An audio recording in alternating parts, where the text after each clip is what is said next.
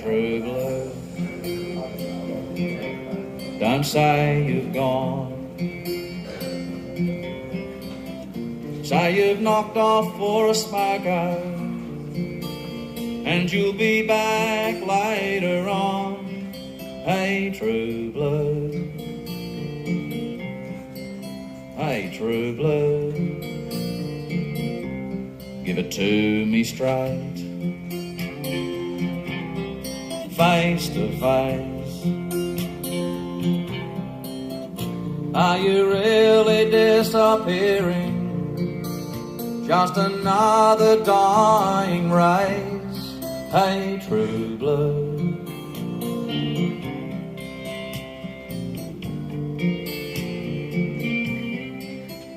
true blue, is it me and you? Is it mom and dad?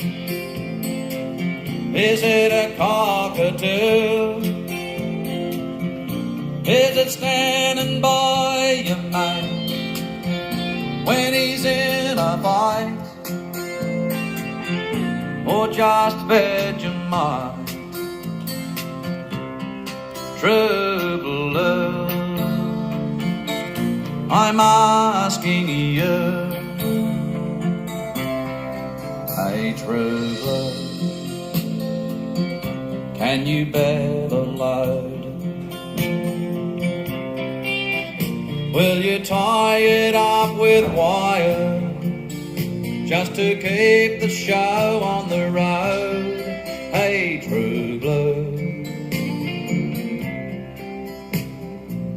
hey, true blue, now be fair dinkum, is your heart still there? If they sell us out like sponge cake, do you really care? Hey, true blue,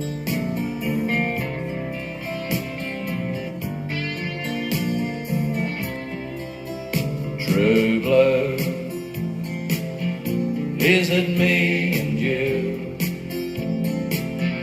Is it mom and dad? Is it a cockatoo? Is it standing by your mate when she's in a fight? Or just Vegemite? True blue, I'm asking you. True blue, is it me and you? Is it mom and dad? Is it a cockatoo? Is it standing by your mate when he's in a fight? Or just Vegemite? True blue, true.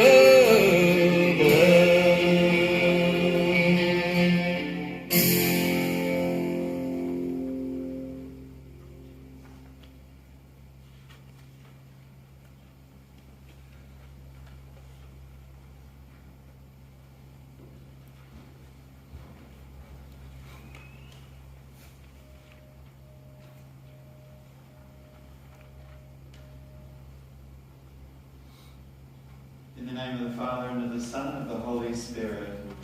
The grace of our Lord Jesus Christ, the love of God, and the communion of the Holy Spirit be with you all. Thank you. Welcome everyone to St Brendan's. I'm Father Michael, the parish priest, so it's my honour to be the celebrant of this Requiem Mass for the repose of the soul of John. Thank you for joining us. Thank you to those who have joined us on the live stream. John was an integral part of the community here at St Brendan's, having gone to school here and part of the parish family. So to his immediate family, of course, to Deb, to your respective families, extended family, friends, and John's fellow parishioners. I do indeed welcome you all here. To help us enter into the picture of John's life, I'll now invite Deb and Brendan to come forward for today's eulogy.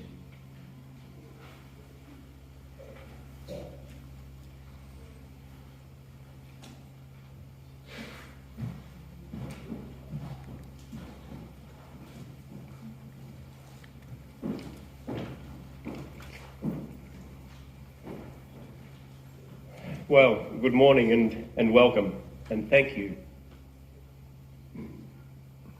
Thank you for being here today to join with us to pay your respects and celebrate with us John's life.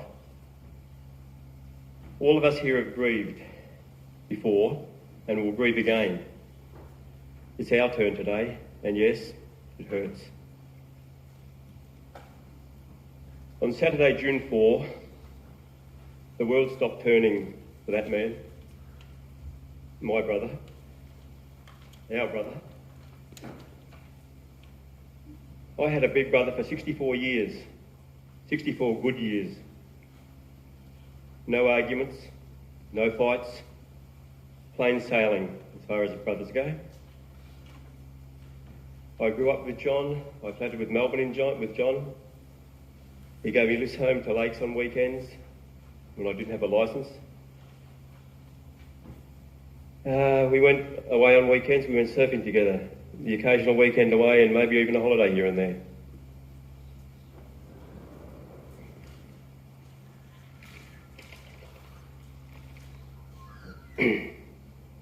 John was a great contributor to our family, always involved in anything, and he was renowned for doing the Sunday night ring around, see what everybody was up to, make sure we had a good weekend or what was going on.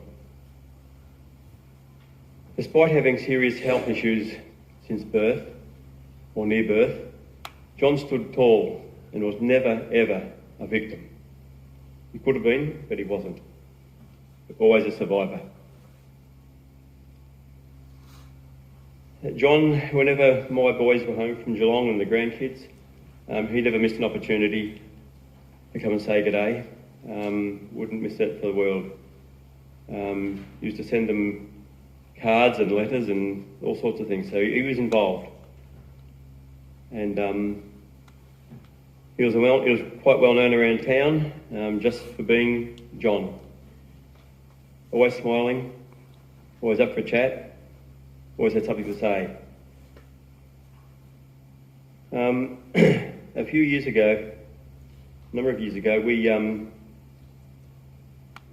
used to eat out on a Thursday night at a certain place, and it got to a point where the meals weren't up to standard anymore. So we formed a breakaway group. Good friends, Ben, Katrina, and John and myself. We took it in turns at cooking and eating at each other's houses. That was the way to do it.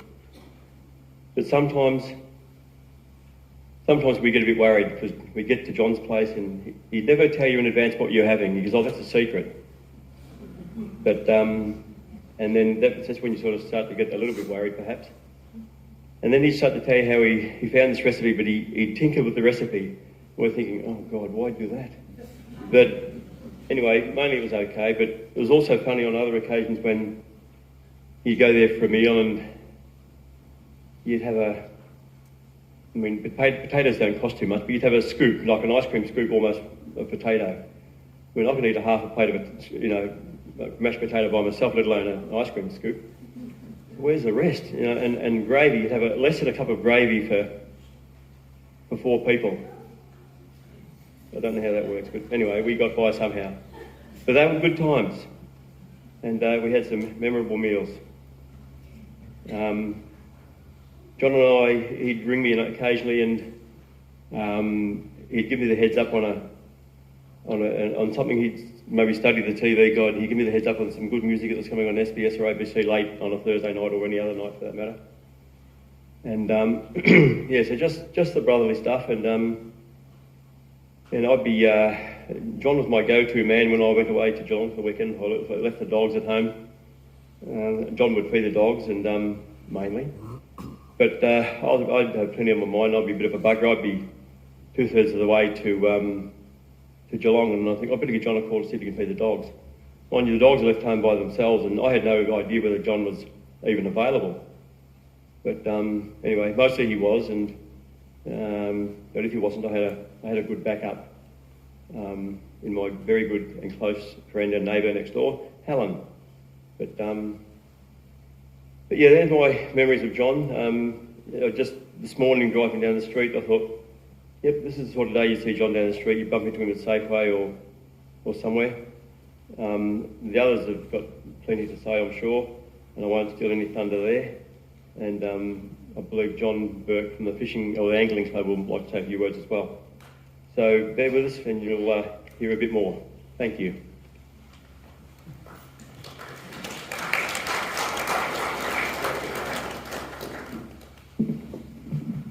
Thank you. Thanks everyone for coming. Johnny was a pretty special person, and that shows. Mum always said John was a blonde, bright, happy, straight as a die little boy whose life changed irreversibly at 18 months old when he was diagnosed with polio. At first it was thought it was meningitis as he couldn't hold his head up, but Dr. Rachelman believed it was polio and John was sent to the Sale Hospital. On the day I was born, he was transferred to Fairfield Infectious Disease Hospital in Melbourne.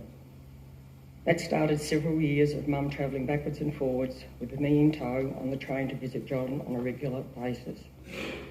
His treatment wasn't progressing, and he was always bandaged up in splints most of the time. A very concerned nurse convinced Mum and Dad to try a new treatment that was recognised in America, not here. A method that involved massage and hot towels under heat lamps. John was brought back home and treated 2 to 3 times a week in Bensdale for a considerable time. Schooling at St Brendan's was constantly disrupted because of this, but fortunately the treatment worked and John started to enjoy a lot freer life.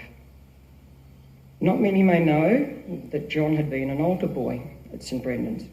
One Sunday he came home from Mass and told Mum that he'd got in trouble with Father Ward. John had taken a roll of cap gun caps to church and for some unknown reason decided to wrap it round the gong, around the gong that you tap at particular solemn moments of the Mass. Well, this Sunday when John had to tap said gong, the caps went bang, bang, bang. And the congregation and Father Ward could only guess as to what caused the holy smoke. Fortunately for John, all Father Ward said was, well, in his Irish accent, well, you won't be doing that again, my lad, will you? In his earlier years, in his teen years, John was diagnosed with scoliosis, which is curvature of the spine. And we were told that if he didn't have an operation, he would be bent from the waist at a 45-degree angle. We gave him a great send-off party at the CWA Hall as John was expected to spend 6 months in Prince Henry's Hospital in Melbourne. Mum and Dad once again travelled to and from Melbourne to visit him. 4 months and 2 long steel rods later, he was allowed home. He was in a long neck brace that extended from under the chin to his hips and had to wear it for some time. This affected the shape of his teeth and he copped a lot of name-calling. John went on to Bensdale High.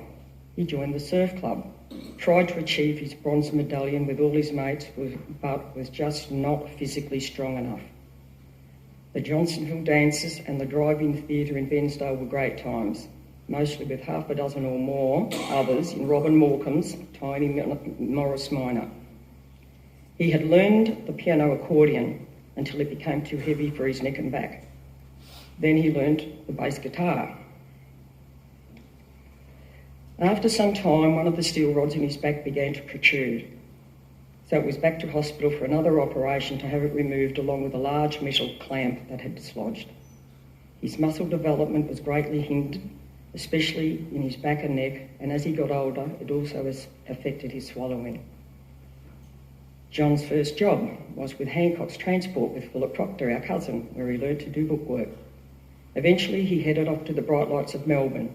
He worked at a suitcase manufacturing company called Avenue, then for a clothing manufacturing company called Exacto Knitwear. At both of these places, he held storeman positions. During this time, he bought a push bike and rode everywhere. Once he decided to catch the train to Sydney, then to Mackay, and then to pedal the rest of the way to Cairns. He toured Central Australia, including Alice Springs, climbed Ayers Rock, and then on another adventure, he flew to New Zealand and toured there. Eventually, he decided to come back to East Gippsland and get a job with Western Mining, a gold mining company near Bernambra. From there, it was finally back to 32 Church Street, which was great company for Mum. He ran his own gardening business, then settled into working in the bottle shop at Safeway until his health got the better of him and he retired. As you all know, he loved fishing, and after joining the Lakes Ties Fishing Club, was a member for many, many years and held numerous committee positions. He was also a valued member of Neighbourhood House and distributed the seniors' newsletters for them to many organisations in town, including St Brendan's Op Shop.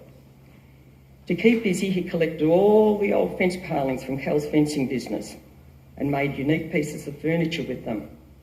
He was about to embark on restoring 32 Church Street, but post-polio symptoms had kicked in and he knew he had to downsize, hence the shift to Lakeview Drive, a lot smaller property. He loved it there and set about putting his stamp on it. His breathing continued to deteriorate. Muscle wastage progressed. John found computing and the internet, self-taught, and a whole new world open to him. Through all this, Johnny constantly rang around family members to chat, usually around tea time with a couple of Jack Daniels on board. He just wanted to be part of all our lives. He valued immensely the fishing club and Neighbourhood House, and most importantly, the people in it. Especially Frank, who always dropped in and had a cuppa with him, and Kevin, his backbench neighbour, who always looked out for him. Kevin knew if the blinds weren't open of a morning by 8, 9 o'clock, we should go looking. John was always offering to do anything he could for all of us. Many a time he drove Paul somewhere, anywhere around the Gippsland Lakes to put his surf ski in for a paddle. And as Brendan said, he'd help with Brenny's dogs, cart stuff for all of us, he'd do anything. As his breathing continued further and further down that path, his need to lie down became greater. And eventually he was, including night time, he was probably 16 hours a day on his bed. Not many people would know he had trouble breathing. He didn't pant and puff. It was a silent not being able to breathe. So he'd lay down on his ventilator and his need for oxygen increased. Sometimes he would wear it out. He didn't think the oxygen helped him. The very hot days and, of course, the cold days were the worst. Now he doesn't have to struggle anymore. Our loss is immense. A kinder, thoughtful man and caring person you wouldn't meet.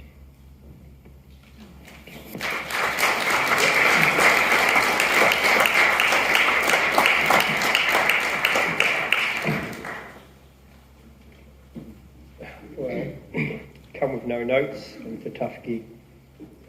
But gee, a lot of people said that John looked like me and vice versa. And looking at that picture of John up there, he looks 10, 20 years younger, and there's some good airbrushing work going on by Bags and Sons, but gee, I wish I looked like that, because John really looked great in that photo, doesn't he? Some of my youngest memories of John is growing up in a house with 7 people. 3 boys were in one room, 2 in the other, mum and dad in another. And it was a tight house, tight ship. If you mucked up the table with a Sunday roast, you would know it. I suppose when a brother or sister is a number of years older than you didn't really get to know them when you were young. So even though we're in the same room, John would have his buddies and vice versa. And I really can't remember a lot of John, maybe until he started to go with his problems down for his big ops. But I suppose, looking back on it, I followed him in his footsteps in a couple of ways. And isn't it funny when someone mentions something, you can go back in time over many, many years. And yes, we all remember the story about John being an altar boy. And yes, yours truly was an altar boy too. Though I didn't muck up in the church like John had that particular day, but I still remember quite clearly when, after I moved back to Lakes, after living away and come back home, because Father Shanley was our priest, and Father Shanley had heard about the story about John and the Cats. And because when this church was built, there was only one confessional box. And when I reintroduced myself to Father Shanley after coming back, the first thing he said, "Oh, Paul King, you didn't muck up how your brother done, but we built 2 confessional boxes just for you." But even well and truly after that incident with John, other priests, they knew the story. And unfortunately, well, I got stuck with some of those things. So anyhow, John went off to have his ops. I can still remember visiting down in Melbourne, and the biggest thing in those days, John had a portable black TV with the ears popping up. You know, back in those days, that was a big thing, to be able to have a portable TV. And John came home, Dad got sick at some stage or another, had strokes, and we all put out the different cousins for a little while, looked after, and John still went on with his struggle. And being so young, you didn't really understand that until many years later on. But yeah, John went off to Melbourne, and as you do, with a good, solid family, he would always come home and would always be as one. And when he did come back home to Lakes, Dad had gone by then. So for a while it was John, myself, Janine, Mum in the house. And John then obviously got interested in his hobbies. And well before Mum left us, we'd put the wheels in places that the house would be there for John, because we always knew John would have a bit of a struggle later on. Our good families do. We took the time, the care, and put things that he would never be in need, and he never was. He knew he was very much loved. With his family and nieces, they all loved him. And then, yes, John was a big part